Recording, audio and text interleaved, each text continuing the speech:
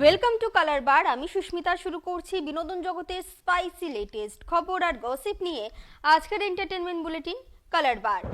ধুরন্ধর জ্বরে এখনো কাঁপছেন অনুরাগীরা।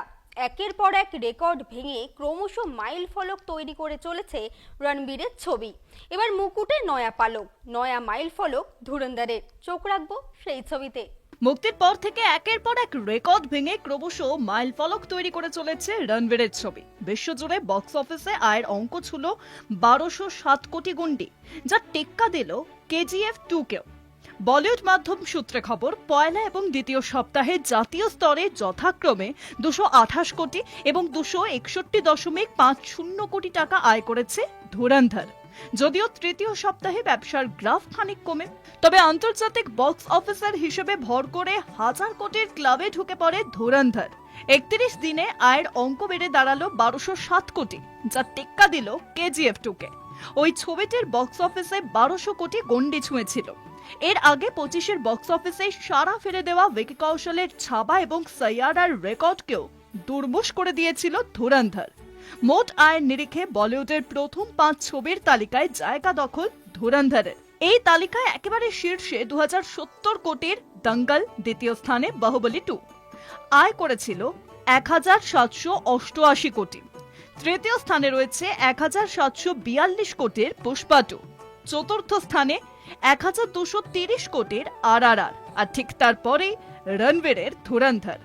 উইন্ডোজ প্রোডাকশনের রজত জয়ন্তী বর্ষে একের পর এক চমকের পর নতুন বছরের শুরুতেই কাজে নেমে পড়লেন টলিউডের হিট পরিচালক জুটি শিবপ্রসাদ মুখোপাধ্যায় ও নন্দিতা রায়। তাদের ঘোষিত নতুন ছবি ফুলপিসি ও এডওয়ার্ডের শুটিং শুরু হয়ে গেল রবিবার থেকে। কবে আসছে এই ছবি দেখে নেব।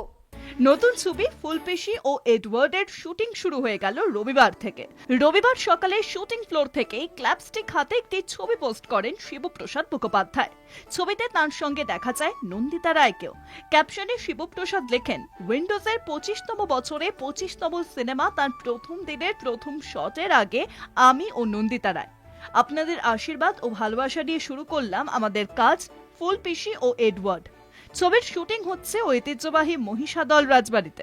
শনিবারই সেখানে পৌঁছে গিয়েছিল ছবির পুরো টিম। শিবপ্রসাদ নন্দিতার পরিচালনায় টানা শুটিং চলবে বলেই জানা গিয়েছে।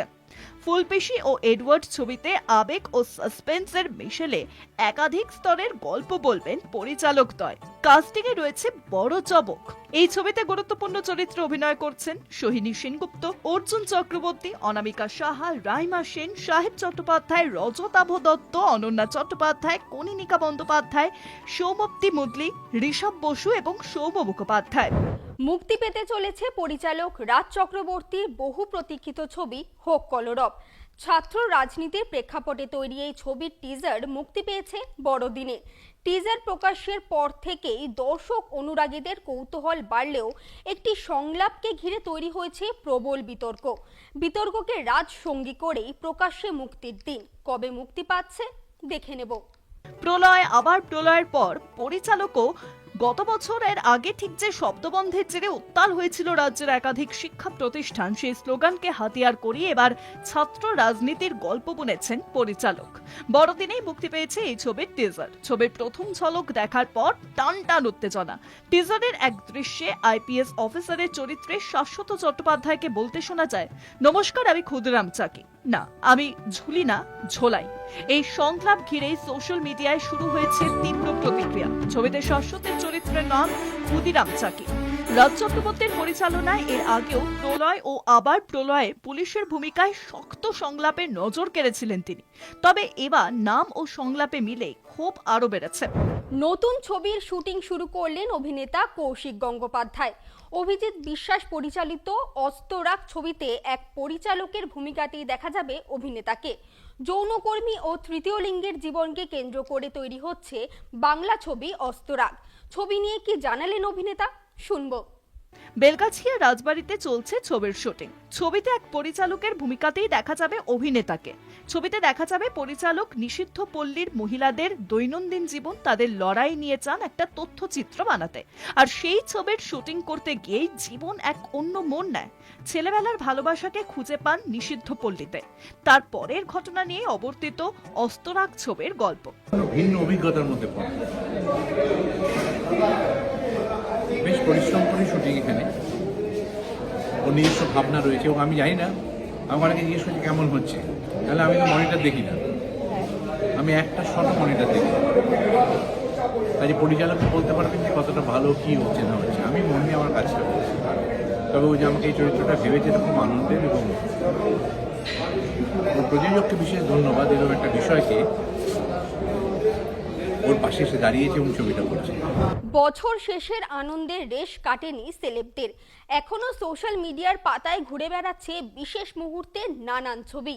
এই যেমন পাওলি দাম সদ্য ইনস্টাগ্রামে শেয়ার করে নিয়েছে নিউ ইয়ারের ছুটি কাটানোর আনন্দের একাধিক ঝলক। চলুন দেখে নিই কেমন কাটলো পাওলির নতুন বছরের প্রথম দিন। নতুন বছর পাওলি শুরু করছেন শহর থেকে দূরে ব্রহ্মপুত্রের তীরে। স্বামী অর্জুন দেবের সঙ্গে সুন্দর মুহূর্ত ভাগ করার পাশাপাশি আগুন পোহানো, জমিয়ে আড্ডা দিতেও দেখা গিয়েছে পাওলিকে। ছবি শেয়ার করে পাওলি লিখেছেন, যখন আমায় জিজ্ঞাসা করা হয় তোমার সংকল্প কি, সংকল্প আমি বলি বিপ্লব বিপ্লব বিপ্লব। বরাবরের মতোই একজন বিদ্রোহী হয়ে আমি এমনই ব্রহ্মপুত্রের তীরে উদযাপন করছি।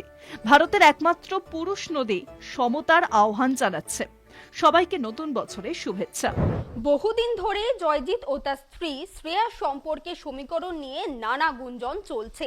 বছর শুরুতেই সামনে এলো অভিনেতা জয়জিৎ বন্দ্যোপাধ্যায়ের বিবাহ বিচ্ছেদের খবর। সত্যিই বিবাহ বিচ্ছেদ হয়েছে জয়জিৎ ও শ্রেয়ার। 2024 সাল থেকেই গুঞ্জন ছিল তুঙ্গে। অভিনেতা জয়দীপ বন্দ্যোপাধ্যায়ের সঙ্গে এক ছাদের তলায় থাকছেন না তার স্ত্রী শ্রেয়া। যদিও যতবার অভিনেতাকে এই নিয়ে জিজ্ঞাসা করা হয়েছে ততবারই তিনি বিষয়টি নয় এড়িয়ে গিয়েছেন, আর নয়তো বা বলেছেন তিনি বিবাহিত। অবশেষে জানা গেল ডিসেম্বরেই ডিভোর্স হয়েছে জয়জিৎ ও শ্রেয়ার। নিজেই এই কথা জানিয়েছেন অভিনেতা। নতুন বছরে পা দিতেই জয়জিৎ জানিয়ে দিলেন যে গত 12ই ডিসেম্বর তাঁর ও শ্রেয়ার আইনতভাবে ডিভোর্স হয়ে গিয়েছে। এক সংবাদ মাধ্যমের কাছে নিজের ডিভোর্সের কথা স্বীকার করে অভিনেতা জানিয়েছেন যে তাঁদের সন্তানের জন্য তারা চাননি সম্পর্ক ভাঙার খবর প্রকাশ্যে আসুক। জয়জিৎ বলেন, 2 বছর ধরে আমরা আলাদা ছিলাম। এখানে কারোর প্রতি কারোর রাগ নেই, হিংসা নেই। দুজনে যৌথভাবে সিদ্ধান্ত নিয়েছি বিয়ে ভাগার। আমার মা বাবাই বড় করেছে আমাদের ছেলেকে। যশোজিৎকে বলেছি আমার প্রতিও যেমন ওর দায়িত্ব কর্তব্য রয়েছে, মায়ের প্রতিও সমান দায়িত্ব কর্তব্য রয়েছে। আজকের কালার বার এখানেই শেষ করছি। দেখা হচ্ছে পরবর্তী এপিসোডে। আমাদের এই স্পেশাল বুলেটিন কেমন লাগছে আপনাদের কমেন্ট করে জানান আমাদের ফেসবুক পেজ, ইনস্টাগ্রামে, ইউটিউবে এবং এক্স হ্যান্ডেলে। এছাড়াও ফলো করতে ভুলবেন না আমাদের website Kolkata TV online. Kolkata TV, রাত দিন 7 দিন।